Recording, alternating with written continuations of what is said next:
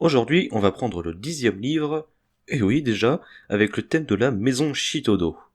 Bonsoir, je suis Ataekuri et bienvenue dans l'NN. Donc, la maison des Shitodo. C'est une petite cabane en bois de sapin située... Et c'est là que la carte est un petit peu fausse, car on n'a pas vraiment de localisation exacte. Par contre, on sait deux possibilités. Celle inscrite sur la carte, donc plutôt proche du village humain, soit proche du site du rituel, étant donné qu'on sait qu'ils étaient plutôt proches lors de l'incident. La cabane a été construite un petit peu avant les événements de l'NN2, étant donné que les habitants venaient d'arriver à Mugenri, donc je le rappelle juste après l'NN1, ils n'avaient aucun moyen de trouver un lieu d'habitation. Alors ils ont construit cette petite cabane modeste, mais ne sachant pas comment faire, elle était prête à s'effondrer dès qu'elle a été terminée. Après coup, Kuroji, un des 4 frères Shitodo, a eu une idée pour faire de l'argent. Construire une école dans le village humain. Mais avant ça, il fallait gagner la confiance des habitants du village. Donc, les trois se sont arrangés pour aller résoudre l'incident en cours, celui de l'NN2. Un peu après, ils ont réussi à obtenir assez d'argent pour construire une école, et par définition faire encore plus d'argent, et réparer leur cabane ainsi que l'améliorer.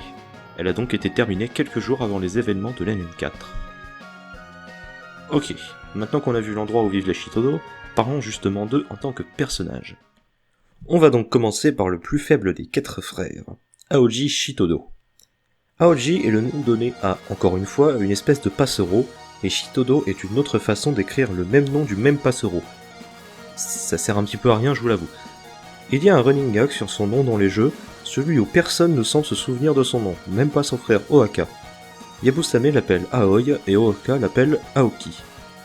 Aoji est le plus faible des 3 Shitodo, mais quand on voit son combat dans le jeu, on se demande si faible est vraiment un mot approprié.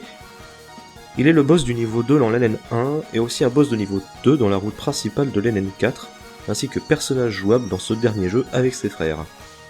On combat Aoji pour la même raison que tous les personnages du jeu, atteindre Tsuruba Misenri avant tous les autres. On sait d'ailleurs que son anniversaire est le 4 janvier. C'est pas très commun de connaître les anniversaires des personnages, alors je le dis, on ne sait jamais. Passons maintenant sur ses capacités. Aoji est capable de créer des tourbillons, c'est-à-dire de n'importe quel liquide, n'importe quelle forme, n'importe quelle intensité, et quand on voit que ça permet de faire des trucs très déments dans les jeux, c'est assez dangereux mine de rien. Il est également possible d'invoquer certains animaux. Voilà pour Aoji. Maintenant on va parler de Ojiro Shitodo. Ojiro est l'une des seules filles officiellement connues dans les NEN. Elle n'est jamais vraiment présente dans les jeux, et en même temps c'est normal, elle est même pas à Mugenri. On ne sait pas vraiment où elle est, mais elle est très probablement dans le monde extérieur. Elle est le personnage principal des histoires racontées dans l'album A World of Season Fantasy. On y voit Ojiro accompagnée de Hal, une autre humaine voyageant avec elle sur le train L de Magritte, un train express interdimensionnel qui aurait pu être créé par Tsubakura. Mais on aura l'occasion de reparler de ce train dans l'épisode qui sera consacré à cet album. Concernant Ojiro elle-même, elle apparaît beaucoup dans les tweets de Jinx en compagnie de Hal et parfois Rei. Son nom est composé des 3 autres noms de ses frères, à savoir Ohaka, Aoji et Kuroji, et encore une fois, on aura l'occasion de reparler d'elle en détail dans l'épisode consacré à l'album. Allons dans le plus intéressant maintenant avec Ohaka Shitodo. Pas mal de choses à dire sur lui. Premièrement, son nom est... Putain mais Jinx, arrête avec les oiseaux. Ohaka, en plus d'être dur à dire sans se tromper, est assez compliqué à expliquer niveau pouvoir. Pour faire simple, il est capable de contrôler le chaud et le froid, mais ça s'arrête pas là. Il peut les mêler entre eux, pouvoir faire du gaz et de la vapeur. Il utilise certaines attaques dépendant de l'atmosphère de la situation. Il sera donc plus sérieux si la situation est tendue, et plus joueur si elle est bon enfant. Ses aides dans son dos résultent de cette capacité. Il est dit qu'il peut les faire apparaître à volonté, et dit même qu'il se bat plus sérieusement quand il les a.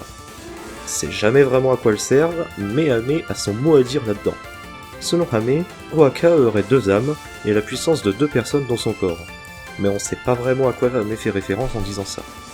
Et tant qu'on parle de Suzumi, il me semble donc bien de dire que juste avant l'NN4, Suzumi déboule dans la maison Shitodo pour une raison ou une autre, et un combat s'ensuit, qui résulte en Ohaka perdant son bras gauche.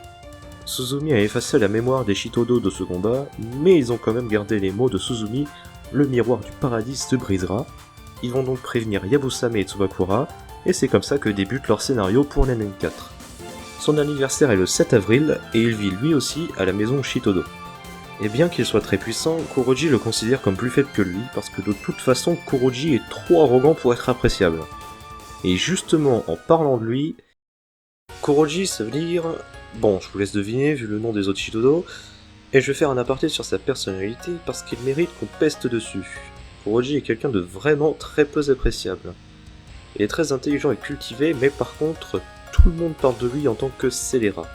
Il est obsédé par l'argent, surtout en gagner le plus vite possible et le plus possible, faisant des plans foireux pour maximiser son profit, et n'a aucun remords à voler de l'argent à des humains ou des yokai. Il est plus qu'à l'aise avec le fait d'utiliser la violence et même le chantage pour obtenir ce qu'il veut. Tous ceux qui connaissent Kuroji diront qu'il est très dominant dans sa manière de parler aux autres. Tout le monde, même ses frères, le considère immoral. Cependant, selon Ohama Noake no Mitori, oui j'aime dire son nom entier, sa personnalité n'est qu'une façade et Kuroji est bien plus gentil qu'il ne laisse paraître. On ne sait pas pourquoi il est comme ça, mais Shion en voyant son âme disait alors « Il a abandonné la vie mais aussi la mort ».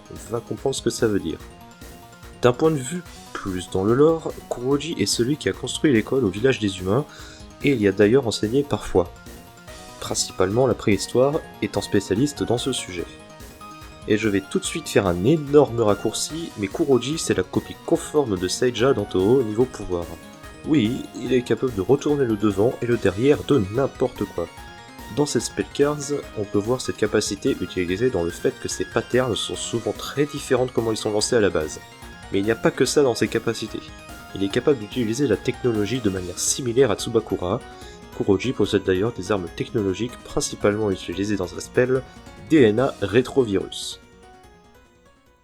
Et voilà, j'en ai terminé avec les Shitodo, à la semaine prochaine.